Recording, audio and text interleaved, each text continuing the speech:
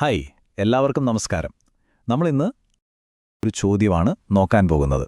PSC പരീക്ഷകളിലൊക്കെ നമ്മളെ വട്ടം കറക്കുന്ന ചില ചോദ്യങ്ങളില്ലേ, അതേപോലെ ഒരു ട്രിക്കി ചോദ്യം. ഇതെങ്ങനെ എളുപ്പത്തിൽ സ്മാർട്ടായിട്ട് സോൾവ് ചെയ്യാമെന്ന് നമുക്ക് നോക്കാം. അപ്പോൾ ചോദ്യം ഇതാണ്. 4 സ്റ്റേറ്റ്മെൻറ്റ് തന്നിട്ടുണ്ട്. ഇതിൽ ശരിയായത് ഏതാണെന്ന് കണ്ടുപിടിക്കണം. ഞാൻ ഓരോന്നായിട്ട് വായിക്കാം. സ്റ്റേറ്റ്മെൻറ്റ് 1, ശുഭാൻശു ശുക്ല ആക്സിയോം മിഷന്റെ ഭാഗമായി ISS സന്ദർശിച്ച ആദ്യ ഇസ്രോ ഗഗൻയാത്രിയായിരുന്നു. സ്റ്റേറ്റ്മെന്റ് 2, കൊളംബിയ സ്പേസ് മിഷന്റെ ഭാഗമായി രാകേഷ് ശർമ്മ ബഹിരാകാശത്തിറങ്ങിയ ആദ്യത്തെ ഇന്ത്യൻ ബഹിരാകാശ സഞ്ചാരിയായി. സ്റ്റേറ്റ്മെന്റ് 3, സൊയൂസ് പ്രൊജക്റ്റുമായി സഹകരിച്ച ആദ്യ ഇന്ത്യക്കാരൻ ശുഭാൻശു ശുക്ലയായിരുന്നു. സ്റ്റേറ്റ്മെന്റ് 4, സ്പേസ് എക്സ് ഡ്രാഗൺ റഷ്യയുടെ ഉടമസ്ഥതയിലുള്ള ഒരു അന്താരാഷ്ട്ര ബഹിരാകാശ നിലയമാണ്. കേൾക്കുമ്പോൾ എല്ലാം ഏതാണ്ട് ഒരുപോലെ ശരിയാണെന്ന് തോന്നാമല്ലേ? നല്ല കൺഫ്യൂസിംഗ് ആണ്, പക്ഷെ പേടിക്കേണ്ട, നമുക്കിത് സിമ്പിളായിട്ട് പൊളിച്ചെടുക്കാം.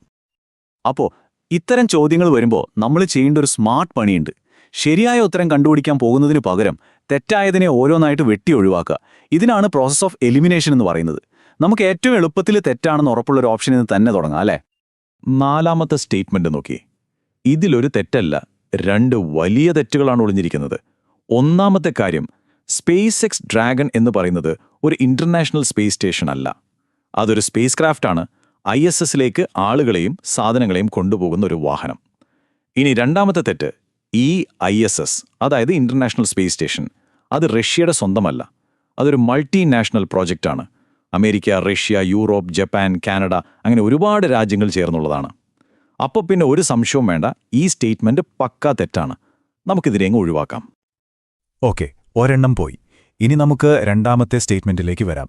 ഇത് PSCയുടെ ഒരു സ്ഥിരം നമ്പറാണ്. ശ്രദ്ധിച്ചോ, 2 ശരിയായ കാര്യങ്ങൾ എടുത്തിട്ട് അതിനെ തമ്മിൽ തെറ്റായി ബന്ധിപ്പിച്ച് നമ്മളെ കൺഫ്യൂഷനാക്കും. ഒരു ക്ലാസിക് ട്രാപ്പ്. ഇവിടെ നോക്കൂ, രാകേഷ് ശർമ്മ ബഹിരാകാശത്ത് പോയ ആദ്യത്തെ ഇന്ത്യക്കാരനാണ്. അത് ശരിയാണ്.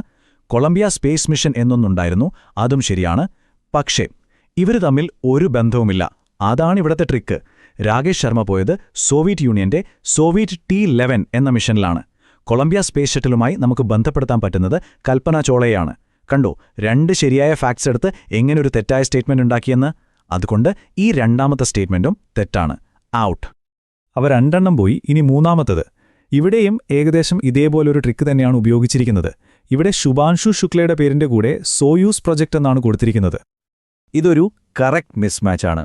നമ്മൾ കുറച്ചു മുമ്പ് പറഞ്ഞതേയുള്ളൂ, സോയൂസ് പ്രൊജക്റ്റുമായി ബന്ധപ്പെട്ട ഇന്ത്യക്കാരൻ ആരാണ്?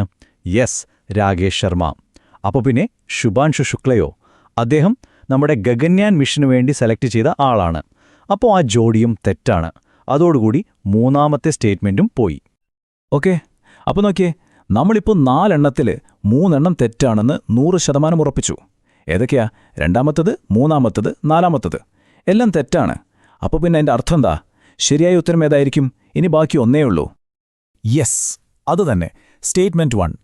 മറ്റേ 3 എണ്ണവും തെറ്റാണെന്ന് നമ്മൾ കണ്ടുപിടിച്ചതുകൊണ്ട് തന്നെ ലോജിക്കലി ശരിയായ ഉത്തരം ആദ്യത്തെ സ്റ്റേറ്റ്മെന്റ് ആയിരിക്കും. ശുഭാൻശു ശുക്ല ഗഗൻയാൻ മിഷനിലേക്ക് തിരഞ്ഞെടുത്ത 4 ഇന്ത്യൻ എയർഫോഴ്സ് പൈലറ്റുമാരിൽ ഒരാളാണ്. ഇതൊരു റീസന്റ് കറണ്ട് അഫയേഴ്സാണ്. കണ്ടോ, പ്രോസസ് ഓഫ് എലിമിനേഷൻ വെച്ച് നമ്മൾ എത്ര എളുപ്പത്തിലാണ് ഉത്തരത്തിലെത്തിയത്.